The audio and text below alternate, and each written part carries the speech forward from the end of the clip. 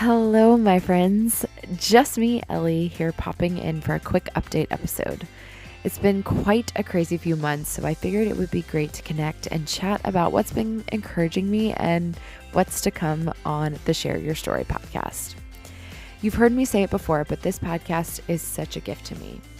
I know it's a calling on my life to communicate and connect people. God has been speaking to me about creating this show and equipping me to understand my own story while developing the tools in me to be able to steward other people's stories well. I give him all the credit and all the glory because I certainly could not do it on my own.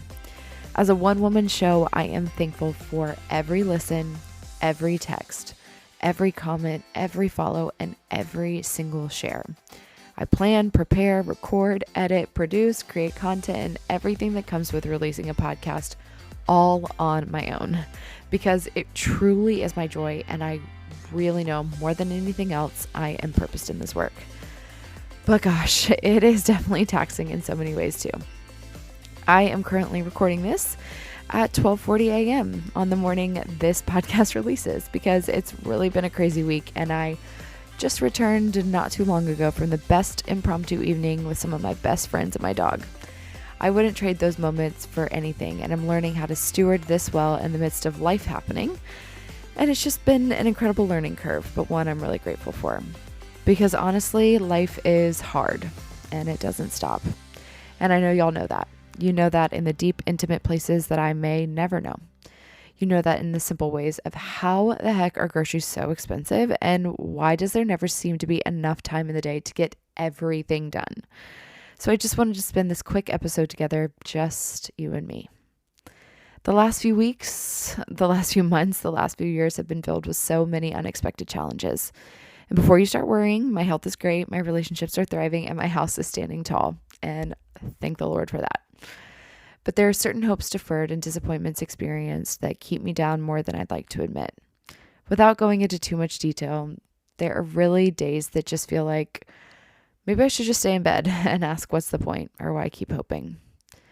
Again and again, I rise to the surface and push through with endurance, but there are definitely days where I'd rather just sulk and avoid it altogether. So I thought if any of you are ever experiencing the same, there are a few resources and encouragements that I'd love to share with you that continually lift me up and help me stay committed to the life I want to live. The first one seems so silly and a bit ridiculous, but my first tool is to get yourself a Hatch alarm clock. I've been preaching the gospel of the Hatch ever since it arrived from Amazon, which was literally 2 weeks ago. I felt changed after the first morning, but made myself use it for a full week before sharing the good news of this literal magic machine. It wakes you up gently with the softest light and sweetest sounds. I feel rested when I rise and don't press snooze a million times like I do with the obnoxious iPhone alarm. I genuinely feel changed by the Hatch, and yes, I said that. My next saving grace is the Pause app. I love John and Stacey Eldridge and the Watt at Heart Ministries. I downloaded the app after reading John's book, Resilient, and the app is completely free anywhere you can get apps on your phone and walks you through guided prayers and meditations to release your stress and shift your focus to the Lord. They have 1-minute pauses, 10-minute pauses, everything in between, but it's just a great thing to reset your mind and focus. I've been doing it a lot when I wake up in the morning or right before I go to bed, and it's been such a game changer for me. Honestly, every single time I just feel such release, and it's really been a saving grace in my life. This does not come as a shock whatsoever to literally anyone, but the next resource I cherish so much is podcasts. After waking up and reading, I listen to Annie F. Downs' Let's Read the Gospels first thing. Every single morning while I walk Annie, I pop in my AirPods and listen to just the 5 to 7 minute reading of one of the chapters of the Gospels. I listened to this all last year, and it was such a gift in my life. So this year we're starting with just one chapter at a time with a quick pause as to what stood out and a prayer. It really helps me, and I think it would help you get to know Jesus and what his ministry is all about. I've also been listening to Annie's primary podcast, That Sounds Fun, since 2018, and still to this day, I am challenged and encouraged by every episode she releases. My pop culture stands will also enjoy The Toast. Sisters Claudia and Jackie Oshray make me literally laugh out loud on a daily basis. I love hearing their witty commentary, sisterly banter, and all-around amazing sense of humor on the current topics of the day.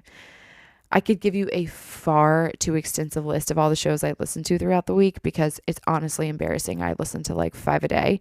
But if you like them, let me know. I'd really love to share all the different links of the shows I love to listen to.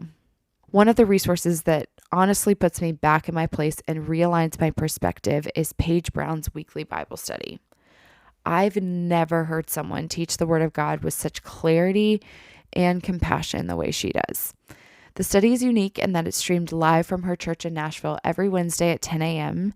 during the study, and then it's available to play back for the following week before disappearing as the next session goes live. I don't know that anyone has helped me grow my faith and understanding of Jesus' story throughout the scriptures more than Paige Brown. And it's honestly a challenge to check in every single week before the next study disappears. It takes me about 2 hours to get through it because I just love to take every single note possible. Kelsey and I love to make a coffee and a fun breakfast on a Sunday, curl up on the couch with Annie on the floor, and take notes over her study for hours as part of our Sabbath. It's truly one of the practices that buoys me the most. The next two go hand in hand, community and prayer. I truly don't know what I would do without my people. Between my sister, my best friends, my coworkers, my family, my mom's circle of friends, my prayer groups, these are just women and men who remind me who I am and that I'm loved. Even if it's just the light things like laughing over wine and a great meal, or the tough things, just crying over what is disappointing, these people make me, and I'm just so grateful. And sometimes reaching out feels like a challenge when all you want to do is curl up and stay quiet, but I would just encourage you to find those people that lift you up.